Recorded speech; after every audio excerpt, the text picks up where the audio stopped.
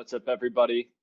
Very excited about our very own Tanuja that we have on the podcast today. Tanuja is in sales enablement. Tanuja, how you doing? Happy Happy Thursday. I know it feels like a Friday because we have friends and family day tomorrow, so I'm super happy about that. And thank you for having me. I'm really excited to be on the show. Yeah, well, it'll be our claim to fame. Yeah. Yeah, let's dive right in. I actually think that your story in going into sales enablement is really interesting because I think that the difference between sales and enablement is just sort of like they just seem very at odds with each other, right? So I know all of these teachers that they make like around minimum wage, and they do it because it's almost like this like selfless desire, and almost of like self-sacrifice sometimes, and then that's not generally what you see in sales. So I know that you started out in sales and then moved over to sales enablement. I'd love to hear a little bit about your story and how you ultimately decided that sales enablement was the place that you wanted to take your career. Yeah, so that's a great question to start with. So yeah, I did start in sales. I've never done software sales before, but I used to work for Coca-Cola. And then after that, I sold to like SMB mid-market accounts. And then after that, I worked for a company called Corporate Executive Board, which I now think is called CEB Gartner. And I did inside sales for them. So cold calling all day. And it was terrible. But I'll say this about sales. I think everyone should do sales in their life Yeah, at I think least so some too. point. I Yeah, tell my friends like, this. Yeah. yeah, absolutely. I think it's such a character builder. It's one of those things that if you're kind of, I don't want to put it this way exactly, but if you're weak, it'll build you up as a person. You learn resilience. You learn how to take rejection. It's really helped me in my dating life. But I think overall it's such a character builder. It teaches you so many different things. You get to learn so much about so many different things. It's not just getting stuck in this in the role of like learning only about sales. You have to learn about the customer's business ultimately. So you're learning about a ton of different things, in my opinion. So the way I made the leap was it was pretty deliberate, I guess. So I worked in sales for about 3 years. I enjoyed it in the sense that I really loved my colleagues. I really loved talking to people. So in that way, it really helped me, or it really like it excited me, I guess I should say. But the thing was that I through my career, I've done some introspection and you do self-reflection and all of that. And I felt like I was a much better relationship builder than I was like a hunter. And so Huh. that's where sales was kind of a little more difficult for me, I'd say, and also a little bit more stressful, frankly. And doing a job for 8 hours a day, 40 hours a week. And we all know that it's not just 40 hours a week. You're working a lot more than that these days. Most people are anyway. So I wanted to enjoy my job, and I didn't know there was any such thing as sales enablement. But basically, the way I made the leap was I was just thinking like to myself, okay, well, I'm hitting my numbers. I'm doing okay in sales, but I don't really love it. So like, what else can I do where I can still interact with salespeople, but I kind of get some of the stuff that I studied. I studied marketing at the University of Texas at Austin. So where can I bring some of those analytics and some of the analytics and like the psychology and teaching and learning and that sort of thing. So I tried to look at my own strengths, I guess, as I was going through this process. And I didn't know, like I said, that there was any such thing as sales enablement. So when I was in my second job at CEB Gartner, I was on the side looking for another job. I found this perfect job description that fit me. It was like, okay, you're going to work with salespeople, you're going to marry the analytics piece, and you're going to do all the operations stuff that go along with it. So that was at Blackboard, and I ended up getting that job. I interviewed and I got that job, and just a really perfect fit. A nice little salary jump for me too. Nice. Well, I'm from the base to the from one base to another, I guess, but I didn't have the pressure of meeting a quota in the sales ops job. So I was hired on as a sales ops specialist. I had no idea what that meant, but what it meant at the time, I think the definition has changed a little bit now, but what it meant at the time was I do all the stuff in operations that nobody else wanted to do, like keep track of the org charts and the territory maps, and help plan events and all that stuff. For me, it was really fun. This was all the stuff that I like to do because I loved the variety, first of all, and also I liked being able to interface with all the different departments in a company. And that's what I think sales enablement kind of does, and sales ops too, right? Like we have to be kind of the voice for sales in a sense, and so we have to be that conduit between sales and everyone else outside of the organization. So for me, it was a really good fit. I stayed there for about 8 years. And then I ended up getting laid off, actually. And on the side, I was doing my own business that I had started that had nothing to do with anything. It was, I'm a health coach, a certified holistic health coach, and I also loved cooking and baking. So I had a baking business on the side. So I decided to go into that full time. For 2 years after that experience, after Blackboard. And then I came back to the workforce with Zillow, and I was there for another 2 years, and then I joined GitLab. So I'll say, sorry to be talking so much, but I have a lot to say. So feel free to break me up if you need to. But so when I was at Blackboard, I started off in sales ops, and then I transitioned into sales enablement, not knowing what it was. One day my boss just called me and he was like, "Hey, I think you deserve a promotion. Here's the sales enablement program manager." And I was like, "Okay, what does that mean? What do I do?" And he was like, "Oh, you're going to You're be doing it." promoted. Yeah. What does this mean? Yeah, exactly. So he was like, "Oh, you've already been doing this for 2 years." And I was like, "Oh, wow, thanks for paying me appropriately the past 2 years." But no, it was good. Actually, my level up point, my point where I saw the switch between ops and enablement was I ended up doing content management for Blackboard in the sales enablement capacity. And it's something that I really, really enjoy. It's something I'm very passionate about. I evangelize for it every day here at GitLab. So I went from, doing kind of all the stuff that nobody wanted to do to kind of being a little bit more focused in this area of content management. Still had some of the other stuff going on the side, but my heavy area of focus was content management. Then when I moved to Zillow, well, I'll stop for a second. Do you have a follow-up question there? I do have some follow-up questions, but why don't you finish your story first? You said some things that are pretty interesting to me. Cool. Okay, yeah. So when I came to Zillow, I was the only sales enablement person there. They didn't have a team. They didn't have a sales ops team. It was literally marketing and me. And I sat on the marketing team just so I could have a team, I guess. But I really didn't. Most of what they were doing was not really heavily correlated with what I was doing. But for me, it gave me a really solid understanding, actually, of why I feel like sales and marketing are kind of always at odds with each other. Because, in the marketing side, they're trying to get marketing qualified leads. On the sales side, you're trying to get sales qualified leads, so you're getting credit for it.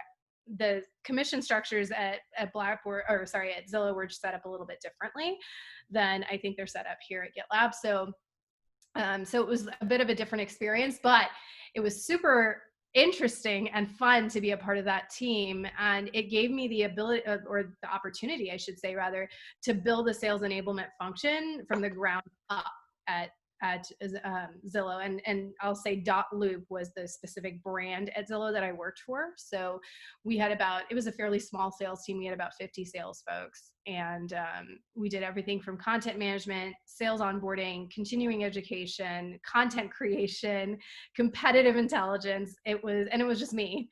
So there was a lot. Luckily, the marketing team also served a bunch of different capacities. They helped me quite a bit, so I got a lot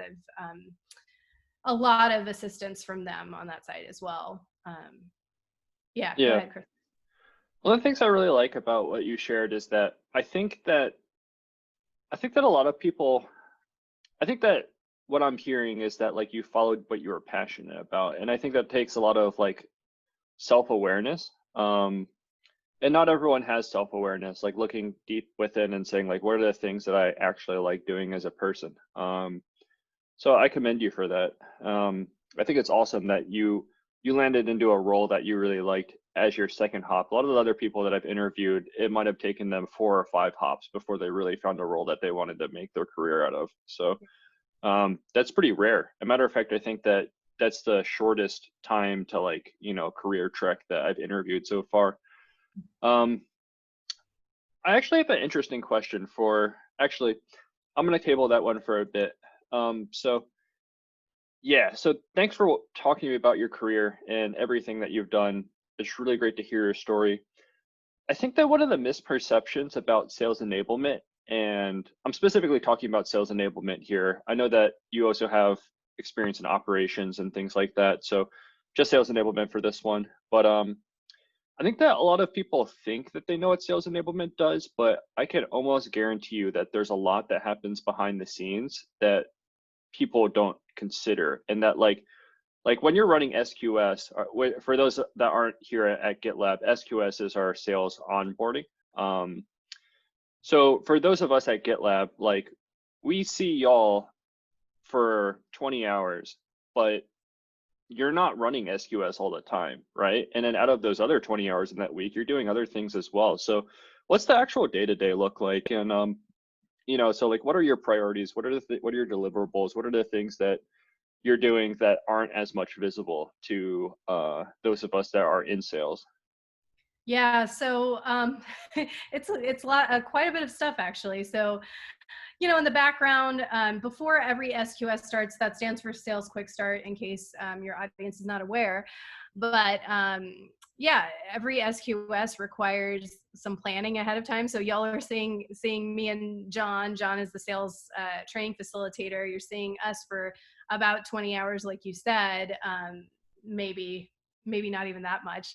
But beforehand, we have to get all the resources in place. So we set up the Google Classroom. We make sure that we have all the SMEs, the subject matter experts in place to run all the sessions. Bunch of scheduling in the background with mock calls and all of that. So there's some of the boring admin stuff that goes on behind the scenes, of course. One of the projects that I'm working on right now, of course, because of my passion around content management, I am working on a sales asset management tool, or working to get the buy-in for a sales asset management tool here at GitLab. So that's one of the things I'm working on in the background. Some of the sales folks I've talked to and interviewed to see if it makes sense for us to have something like that here, and also all the way up to the ASM level, VP, RD, VP, those levels I've talked to as well. So there's some of that going on in the background. There's a lot of research that happens because that kind of stuff doesn't just happen overnight. I have to research all the tools, the vendors. I've got to get industry research and research on the actual efficacy of these tools. So I also work with Forrester in the background, gathering their research, working with the consultants on that side as well. So that's really fun actually, because you get to learn all about what other companies are doing kind of in aggregate, and where like where all the efficiencies are, what are all the best practices, so that's super interesting to me. And sorry, did you have a question? Is asset management something that generally falls under sales enablement, or is that just something that we do here at GitLab? Because I imagine that that's something that usually falls under like operations, right? So anytime I've been somewhere, it's always fallen under sales enablement. I don't know Okay. if it's different at other organizations, but everywhere I've been, it's been like that. I think maybe sometimes the actual owning of the tool could fall under ops, but gathering all the content and making sure it's curated accordingly and appropriately. I think that happens more in the enablement, on the enablement side. Yeah. Yeah. Cool. I want to ask you about one thing that I've kind of wondered about. So like I had on the podcast a couple of days ago someone from Alliances, and Mm-hmm. for those of y'all in the audience that don't know what alliances are, it's basically partnerships. So the whole idea is that if we have lots of partners, maybe the partners can bring us business. But one of the things that I realized is that we have a person in alliances for VMware and a person in alliances for Red Hat, but Red Hat and VMware are actually like bitter enemies right now. Like they're competing in the exact same space. The C-level for VMware actually recently, like it actually wasn't recent. It was about, I think, over half a year ago, but in like some tech blog, he was getting interviewed, and he basically like threw the glove down and said like, bring it, Red Hat, like we think that we are better than you in X, Y, and Z. I look forward to the fight, or something. It was actually really interesting hearing that perspective. But so it's just sort of like, is what gets funneled in, so like, is what gets turned into enablement, do you have full control over what that happens, or is it a political process? Because I imagine that like, all right, so you have all of these stakeholders, right? You have the enterprise VP, then you have like the SMB, like the commercial VP, and then, but like what they want the new hires to be taught is like different, right? And then it's a big sales organization. So is there an element of politics to it, or like how does like this, how do y'all determine like the content that actually gets pushed out? Yeah, no, that's a really good question. I think here it's probably at GitLab, it's probably like the least amount of politics I've ever seen. And I think because it's a smaller organization, we're pretty agile in shifting priorities if needed.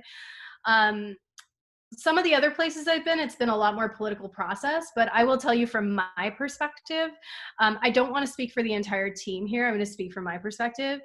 My customer is always sales. So whether that means the VP of sales or our SDR, which I would consider a part of sales and not marketing.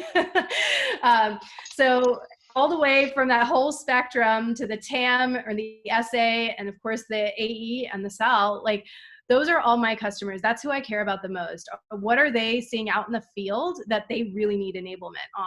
And so, and I think I can speak for the rest of the team when I say that they all want their salespeople to be enabled in the appropriate ways and want them to be, have the tools that they need. At the same time, we have priorities coming from our CRO and, people on the upside and that sort of thing. So I think primarily we're focused on our customer sales, but we do have, these larger strategic initiatives coming down the pipe that we need to focus on as well. So we have to kind of take them both and balance out what makes the most sense. And the way we're hearing from sales is we're using their ASMs and their RDs to really determine, because they're kind of a filter too, like what are they hearing from sales that's coming up a lot in the field, and also what seems to be the pain points on their teams.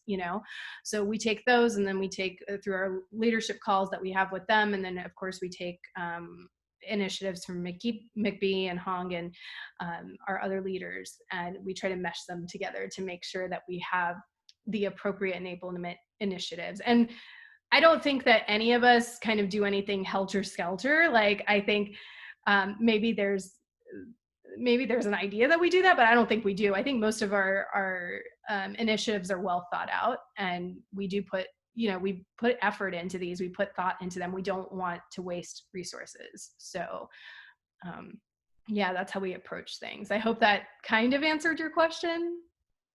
Yeah. Is there a political, actually you already answered it. There isn't so much a political element, but in other companies there may be. That's cool. Next question is, how do you measure success?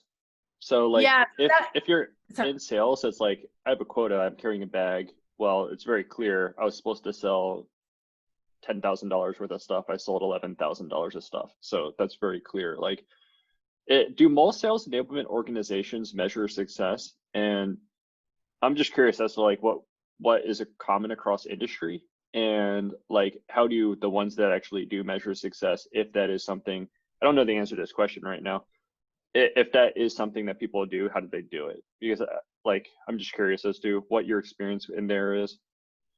Yeah, no, this is actually a really tough question, I think, for a lot of sales enablement orgs in general.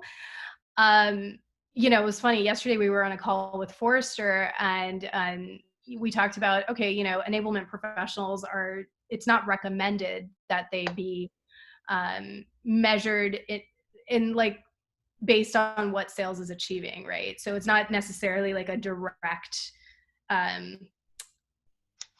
uh, influence, I guess. I don't know exactly what word to use there, but we're not incented, we're not measured by how sales does necessarily.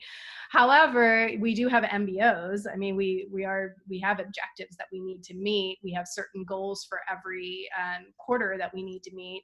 And right now, one of the other background things that I'm working on, so my particular swim lane here at GitLab is sales onboarding. So one of the things that we have to do in onboarding, which we still haven't succeeded at, is putting some numbers around it, putting some metrics around it. Because right now our only kind of graduation requirements are, okay, you have to make 80% or above on the pre-work, and then you have to do a mock call with a PMM or a product marketing manager or someone in sales, right? So that you can get the feedback that you need. But we don't even enforce it. We don't have a way necessarily to enforce it. So that's kind of what we're trying to figure out now is like, hey, all the people who went through Sales Quick Start in the last year, how are they doing today? First of all, how was their ramp? Was their ramp fast?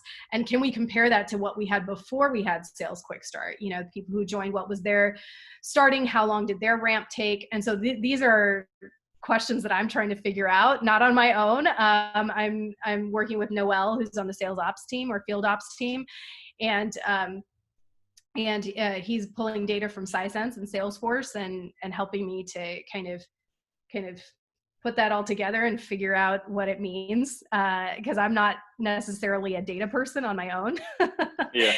So yeah, that's an interesting question, Christopher. Like I really do think that metrics and coming by metrics in sales enablement or field enablement it's not always an easy thing. And I'm not, I'm an individual contributor. I'd be curious to see what David Summers, my manager, has to say about that, because I'm sure he has a little bit more experience around all the different parts of enablement and what can be measured and what can't be necessarily. So Do you know of any companies that measure success with some sort of like metrics type driven, data driven approach in our space? Like, I can't think of anyone who does do it, but I haven't been close enough to this process in many of the companies that I've worked in which I would have known that in the first place, though.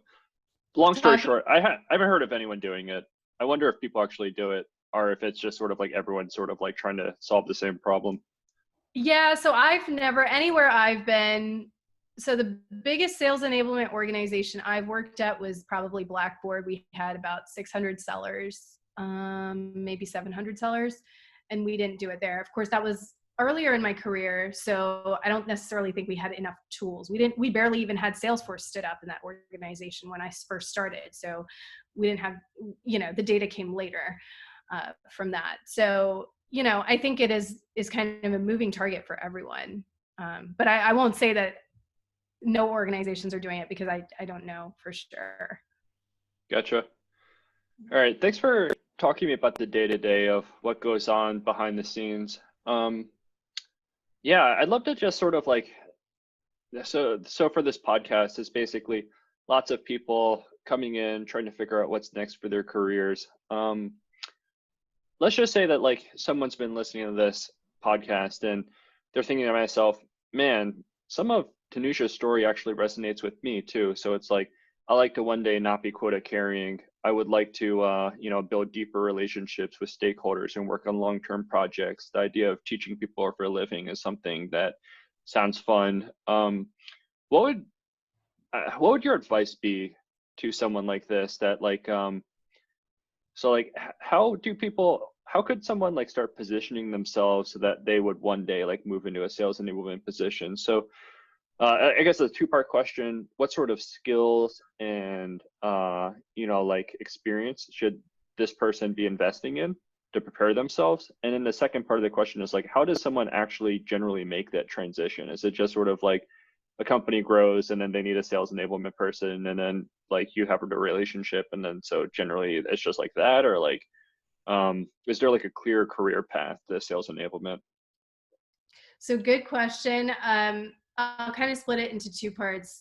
One is the more fuzzy, soft skills part of it.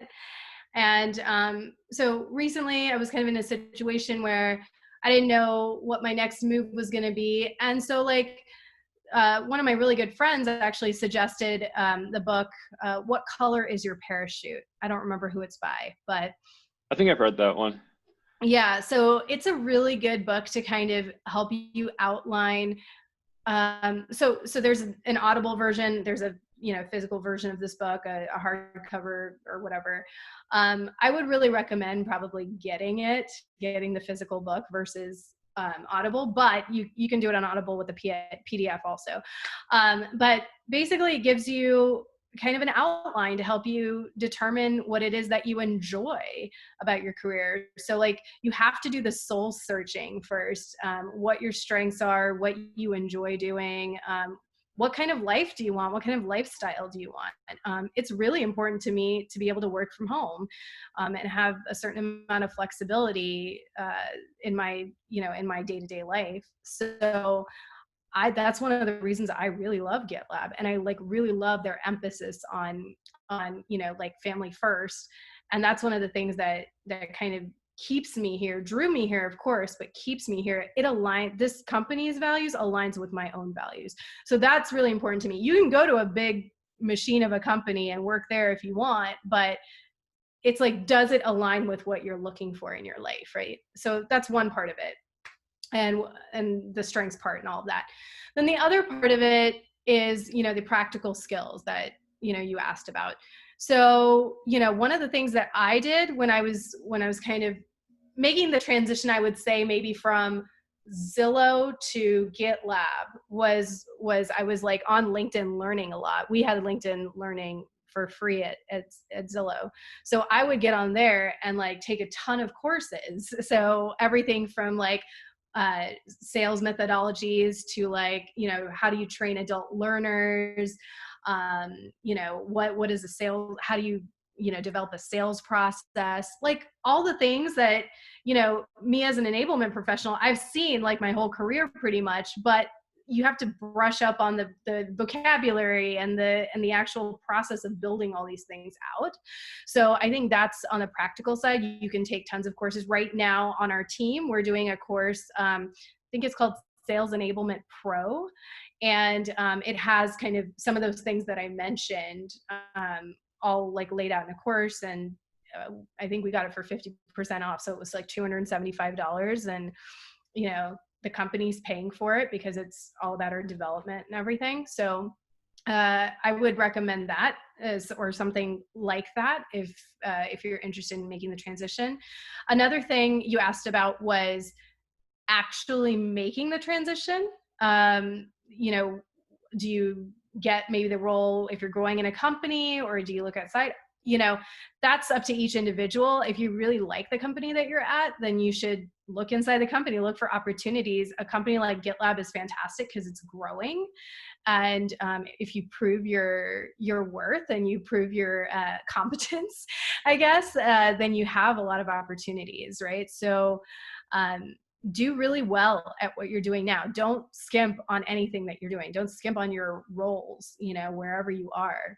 Work really hard, is what I'm saying, at everything that you're doing, no matter what it is, because it's going to make you a valuable asset to the company no matter what. You can learn new skills, but you can't necessarily, find a new culture that fits you so well. And if you already have like the basic skills at GitLab of like, learning issues, knowing issues, and knowing GitLab, the product, and you've worked as an SA or you've worked as a salesperson, you have like a really good background to kind of easily like, kind of transition you into a sales enablement type role.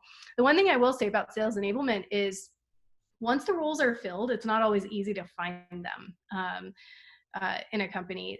Not to Yeah. say, yeah, because it's not like a high turnover kind of team, right? Necessarily. You know, every team has some turnover, but it's not a high turnover team in general. And I would say every place that I've been, the enablement teams have been fairly small, limited. So you are like maybe limiting your job potential by selecting for something like sales enablement. But at the same time, the skill set is fairly rare too, right? Like, I mean, there's tons of jobs out there. I get like alerts every day. I get recruiters, not calling me, but like messaging me on LinkedIn and stuff about potential job opportunities and stuff like that. So they're out there. There are roles out there. It's just like and if you're coming from a sales background, you have a much better, way to transition in, because they are looking for people with sales experience for sure. Yeah, talk to me about the career progression. That's something that's really interesting to me. So it's typically like, how does that work? It's like, so in the sales world, for those like generally it starts out at like sales development. These are the people that are doing the cold calling. Then there's inside sales or renewals. Then you might have like a hybrid role where it's like you have the more valuable inside accounts, you're going out in the field some of the time. And then you have like a pure field role where it's like a sal here, right? So it's like, tell me about like what the career progression is for someone in sales enablement. Are we talking specifically at GitLab? Because I don't think there is a clear. No, like in industry. Yeah. So again, I don't necessarily think there's a formula associated with it, but I started off in a hybrid kind of role of account management and outside sales, like field sales, and then I went backwards into inside sales, or more of an SDR type of role. And then I went into sales enablement. So my role, my progression was a little bit non-traditional, I guess. But yeah, I mean, the other way around, flip would be, SDR first, then probably like an inside sales role, and then maybe a field sales role. And I would consider account management after a field sales role, but I don't know that even necessarily makes a difference. It's just how it's ordered in my head, but but I don't think it makes a difference if you even have account management experience, frankly. Although I think it can be really helpful, because the personality of an enablement professional can be similar to a sales professional, but it can't be the same, like in the sense that you have to enjoy relationship building. You have to enjoy like fostering those relationships and being patient with people and teaching them and learning from them. It's an exchange of knowledge is what it is, right? And some salespeople, I don't think all of them, because I wasn't this kind of sales person, but some salespeople are straight up hunters, and that's all they want to do. They're just like, let's go through a quick sales cycle, let's go into the next one. So if that's your personality, that's great for a sales role, and I would not, consider transitioning maybe into an enablement role. But if you're happy, I mean, that sounds like a person that would be happy in sales. So like, I wouldn't necessarily feel the need to transition. And you can make a lot more money in sales if if you're like that and you're good at it. So yeah. Yeah, I appreciate that. All right. Well, I appreciate hearing your story, letting us know about some of the day-to-day, and talking through like things like career progression and who would be like a good fit, how someone could move into that. I like to end the session with just like maybe one or two stories about like that just like really like show what are representative of what happens in sales enablement. So I asked this exact same question to a Sal who was on the podcast in a previous session, and then he was talking to me about like one of the ridiculous customer visits that he had. And so for those of y'all that are listening right now, like definitely take a look at that episode. But yeah, I'd love to just like, can you give me like a story that just like illustrates like, what being a sales enablement professional is all about, Hmm. This is kind of hard. I don't know. For me, it's always been about like hanging out with the salespeople. I love salespeople. They're the most fun. So That's true. that's why I didn't want to get away from being around the sales personalities, because I love them. They're fun people. They're- And I want my job to be fun. So I mean, I would say the best illustration. Oh yeah, I mean, it always involves drinking, doesn't it? Well, no, I mean, I think any of the in-person sales quick starts I've been to have been super fun, because it's just like 3 to 4 days of you being super close to or getting super close to these perfect strangers that you didn't know before. They just joined the company, and then all of a sudden you're thrown into a room together and you make it work and you get to know each other, and it's just really, really fun. I mean, I just remember the last one that we had in San Antonio. We were all at this uh, like very, I don't know what the word is, but we all went to a Mexican restaurant that was it was, everybody wore sombreros, and it was like they played mariachi music and all this stuff. So it was very what you would think of as a, what's the word, Christopher? it's like a uh, $3 sign restaurant. It's nice. Yeah, I don't know what word I'm looking, maybe stereotypical, what you would think of as stereotypical Mexican restaurant in San Antonio. um, but it was super fun. And I really got to know, I mean, we all make judgments about people when we meet them, right? So when I first met a few of these people, I was like, oh, I don't think I'll ever get along with them. It's just Huh. something that, whatever, you just like, either you feel a connection or you don't.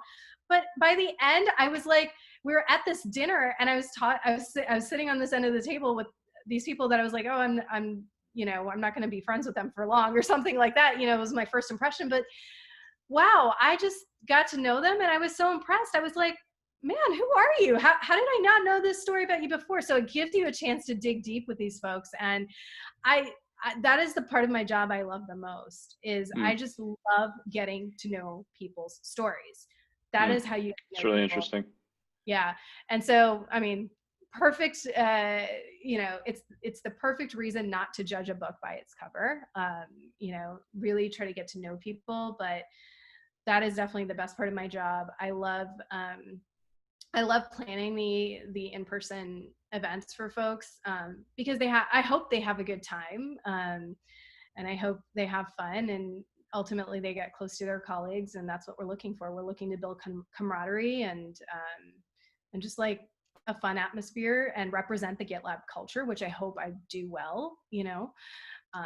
So just being the welcome wagon for the new people coming in. That's my favorite part of my job. I really like you telling me that story. I've experienced things that were very similar when I taught. It's like at the end of it, it's that like warm connection, like feeling. Everyone's telling their stories, and it makes it just like feel all worth it. Yeah, Yeah. All right. absolutely. Well, thank you so much, Tanuja, for being on the show today. For those of y'all that do you still run the baking business? Just out of curiosity. I do not. I closed the virtual doors in 2018. I think my website actually just maybe right before I joined GitLab kind of officially I had to shut it down. But yeah, it was probably the hardest thing I've ever done. I don't know if I'll ever run a food business again. Especially being the only employee, and the only one running everything from the marketing and finance all the way down to the baking itself and trade shows and everything. Probably the hardest thing I've ever done. There's not a lot of money in it, let me tell you that much, at least not at my level. But it was one of those things that I had to do because I knew I would regret it if I didn't. Hmm. So I had the opportunity and I wanted to try it, and I did, and I'm really grateful that I did. Taught me a lot. So I definitely do not in the least regret that experience. It was one of the best of my life. So Have you ever yeah. watched? Have you ever watched This Is Random Now? Anyone who wants to drop off and is like, this no longer has to do with what we were talking about. We're going off script here, but have you ever watched a Great British Baking Show? I have. Yeah. Did It you know makes that? me so nervous for them. Have you ever, did you know that there's like an American version of the Great British Baking Show? I did not, and I don't think I've ever watched that. Yeah, well, you should try out for it. What? It's I called don't the know. Great American Baking Show. And they've had season 1 so far. Okay. It is, I don't know when it aired. It aired in, wait, no, they have more than one season. But it looks like it ran 2018 to 2019. So Okay. anyway. Well, I don't know if I would be good at that because none of my desserts looked pretty. I'll tell you that. And I don't use flour and sugar and all the normal things that people use when they're baking. I used, like all of my. Here's my spiel. I'll do my spiel real quick. Let me see if I can remember this. All of my products are gluten-free, dairy-free, grain-free, sugar-free, free of all white processed sugar, high protein, low carb, paleo-friendly, diabetic-friendly, soy-free, corn-free, and non-GMO. I think that was the whole thing.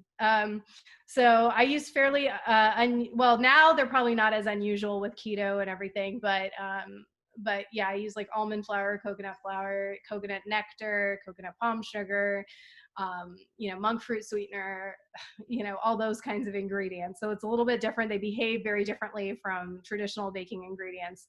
So all of my desserts, if I was in that competition, I bet they would just like fall down. They would not work. Yeah, but they still taste good. That's the important thing, right? Huh, that's interesting. Yeah. All right. Well, thanks for sharing your story on the podcast today, Tanuja. And hope to see you all on the next session of Seller Stories. Take care. Awesome. Thank you.